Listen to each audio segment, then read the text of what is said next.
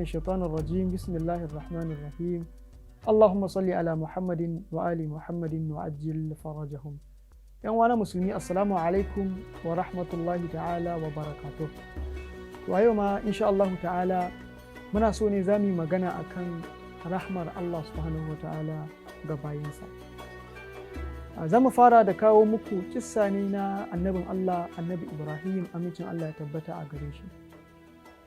Annabi Ibrahim ya kasance al'adansa ya saba idan zai ci abinci to yakan ci ne da bako, ma'ana bai iya cin abinci sai tare da bako.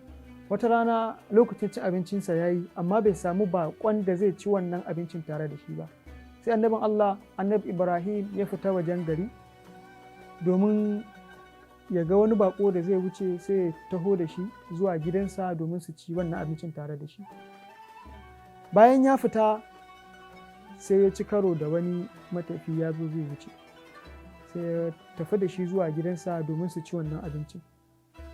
Bayan ya je ya saukar da shi a inda yake saukar da baki, ya shiga gida ya kawo mai dukkanin abubuwan bukata na abinci ya aje a gabansa, ya zauna shi ma za su ci abincin tare da shi. Sai annabin Allah, annabi Ibrahim, sai ya fara da bismillah, ya ce bismillahir rahmanir rahim, sai ambaci sunan Allah ya fara cin wannan abincin. Sai ya nemi wannan bakon nasa akan shi ma ya ambaci sunan Allah, ya yi bismillah, ma'ana kenan kafin ya ci wannan abincin. Sai wannan bakon nasa ya ce ai ban san wani ubangiji kake so na ambata ba, ni ban san ma me kake nufi ba. Jin haka sai annabi Ibrahim sai ya fusata, sai yake ce mai kafiri da kai baka imani da Allah subhanahu wata'ala ba. Abin da sai ya zama ya so samu annabi Ibrahim murai na furucin da wannan bawan Allah ya yi akan cewa shi ba musulmi bane, bai san Allah ba.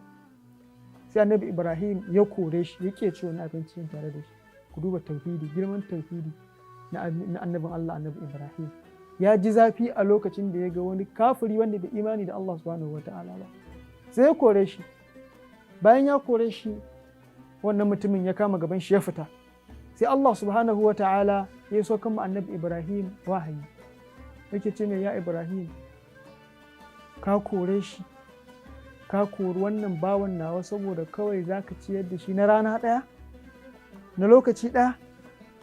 Alhalin Allah subhanahu wa ta'ala duk da kafircin wannan bawa ɗin nasa ya kasance yanzu kusan shekara 70 kenan Allah subhanahu wa ta'ala yana ciyar da shi ba tare da ya yi la'akari da cewa kafiri ne shi, bai imani da Allah subhanahu wa ta'ala ba. Ku duba rahma da tausayi da jin kai na Allah subhanahu wa ta'ala.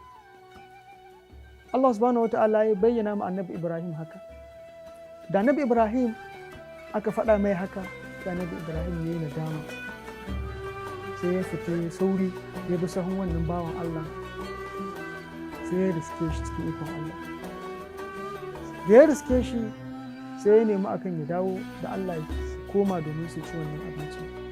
Sai wannan mutumin yake ce ni ba zan koma ba, sai ka faɗa min menene ya sa ka dawo bayana ka neme ni domin in koma in ci wannan abincin tare da kai, bayan da kuma ka kore ni ne. Sai annabi Ibrahim alaihi salam ya bayyana mai abin da ya faru. Yana jin haka wannan bawan Allah sai ya fashe da kuka, ya fara jin kunyan kansa, yana cewa kai taɓewa ta tabbata a gare ni, na kasance na yi nisa ga Allah Ubangiji na wanda yake mai rahama mai jin kai a gare ni. Ya ce wani irin taɓewa ce haka ta same ni. Sai wannan bawan Allah a take ya yi imani da Allah subhanahu wata'ala saboda rahama da kuma tausayawa da ya ji daga Allah subhanahu wata'ala ta bakin annabi Ibrahim, amincin Allah tabbata a gare shi. Ku duba tausayin Allah subhanahu wata'ala. To idan har wannan mutumin kafiri zai tuba saboda tausayin Allah subhanahu wata'ala gare shi da ya gani da kuma rahamarsa duk da kasancewansa kafiri, ya kafirce musu bai imani da shi ba, to ina ga mu kuma ƴan uwana musulmi? Ashe mu ba za mu ji kunyan kanmu ba? Allah subhanahu wata'ala ya mana dukkanin nau'o'i na baiwa da dukkanin wata nau'i na ni'ima. Ya ba mu ni'imar ji wanda wani ya rasa ta, ya ba mu ni'imar gani wanda wani ya rasa ta, ya ba mu ni'imar lafiya da dukiya da 'ya'ya wanda wani ya rasa ta, amma kuma muna amfani da wannan ni'imar wurin saɓon Allah subhanahu wata'ala. shin ba za mu ji kunyan Allah tabaraka wa ta'ala ba? Wani amsa za mu bai wa Allah tabaraka wa ta'ala a gobe kiyama idan ya tambaye mu cewa ta wace hanya muka bi da wannan ni'imomin da ya mana?